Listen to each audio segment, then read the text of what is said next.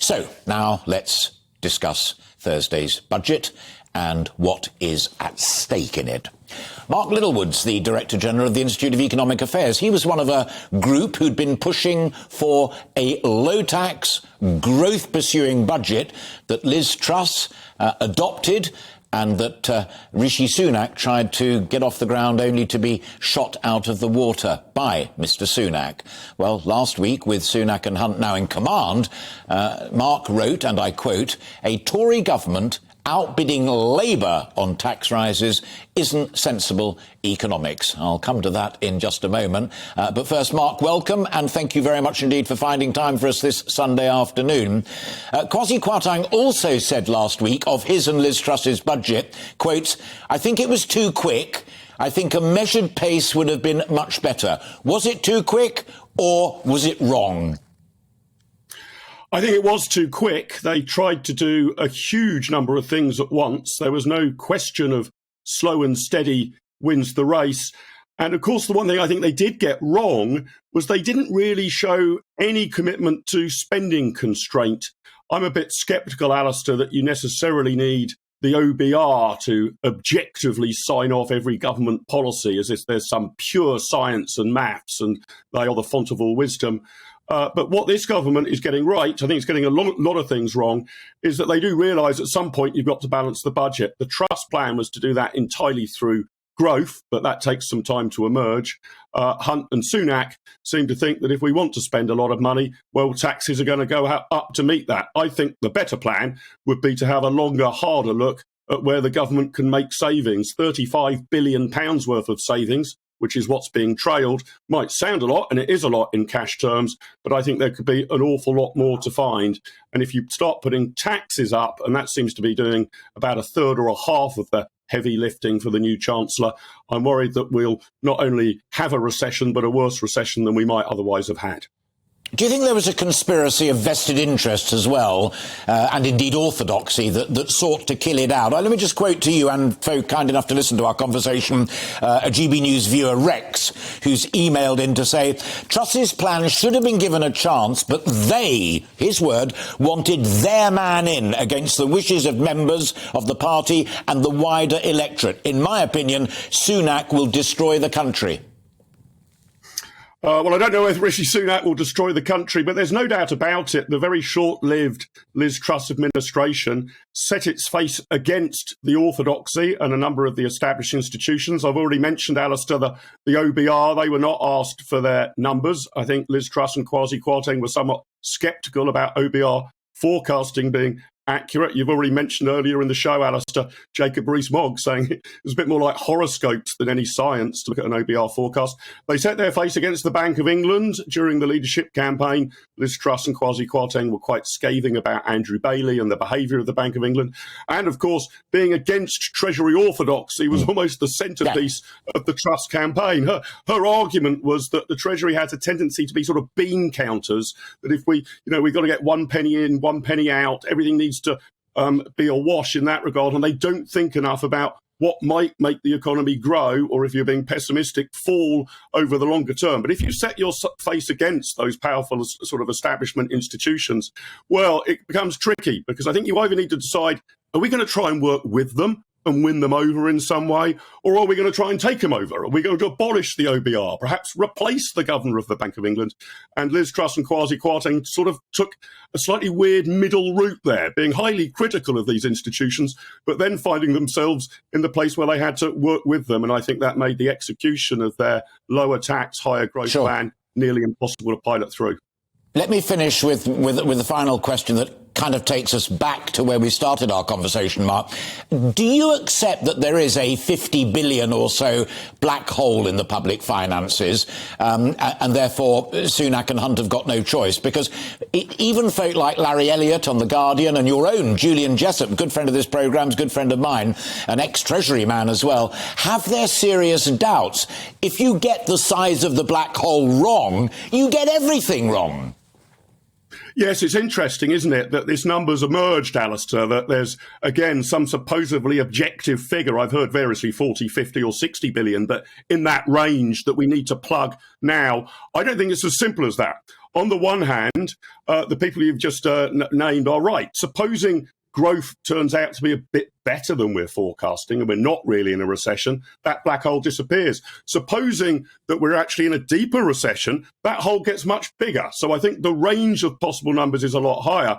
I would just strike a slightly pessimistic note there, Alistair. It's a very short-term way of looking at it, that there's a 50 billion black hole. If you look at the overall national debt and the fact that no government has balanced the books for now over 20 years, the real black hole we face over the long run runs into trillions of pounds. I was just going to say, billions. That's the true nature of the black hole, and a long-term view would look at that. Yeah, it begins with a T for trillion, not B for billion, and a trillion is 1,000 billion. Good God.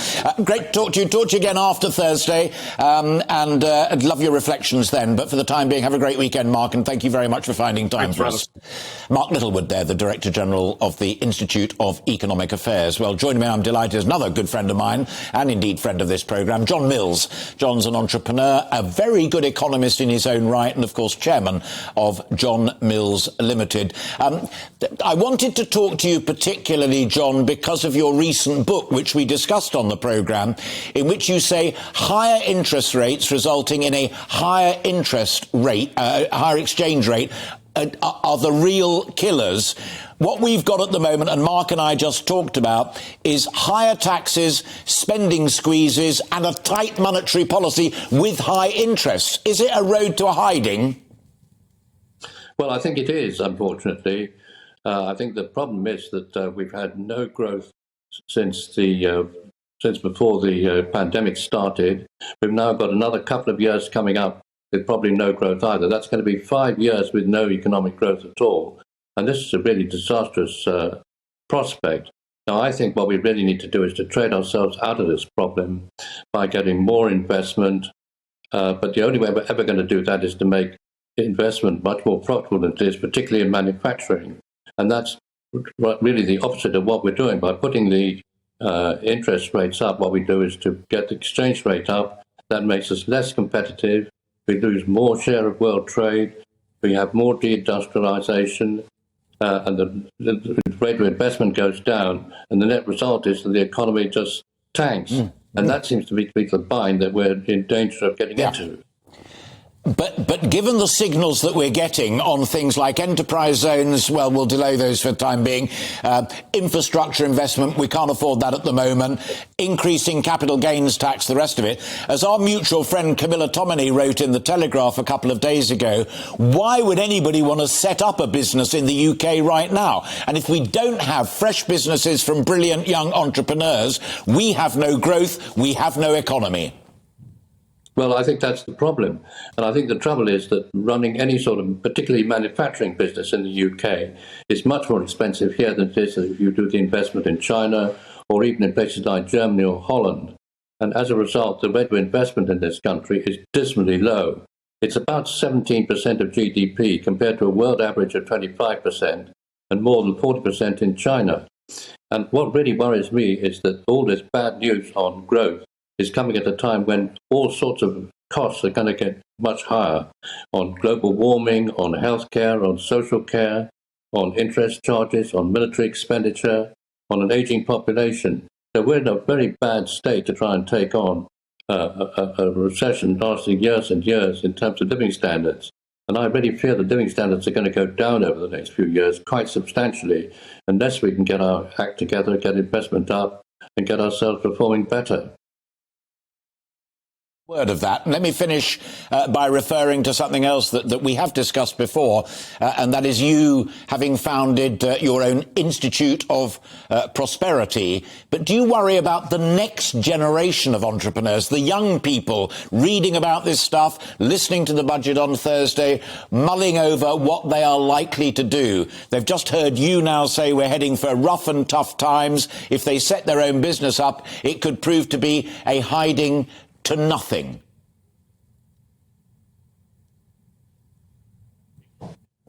I think we may have lost John. Have we lost you? John, can you hear me? Yes, I can hear you now. Sorry, we did drop off and I'm back again. Don't worry at all. I'm sorry, probably our fault. I'll just repeat the question, and it's a reference to your Institute of Prosperity. I'm worried about what the next generation, our children, are likely to make of the budget on Thursday, the tax regime, earn more, and you get dragged into higher rates of tax. Why should that generation even bother? Well, I think there is a danger of having an economy that's throttled by demand coming in from all sides. I mean, both on public expenditure particularly, and tax rates going up as a result, and discouraging enterprise. I mean, there is an issue there. I think the solution is to make investment more profitable, which is really an exchange rate issue, to make sure that it goes up, and then there'll be the opportunities there for entrepreneurs to set up businesses and make a profit. That's what we need. Absolutely right, as always. John Mills, great to talk to you. Love to both of you, and have a great Sunday afternoon. Thank you for breaking into it to come and talk to us. John Mills there, the entrepreneur, economist and chairman of John Mills Limited. I'm delighted now to be joined by Carl Emerson. Carl is a giant of the analysis world in terms of economics. He's the deputy director of the revered Institute for Fiscal Studies. The IFS is an independent, impartial think tank, but it really is one of the go-to organisations on all matters to do with tax and public spending.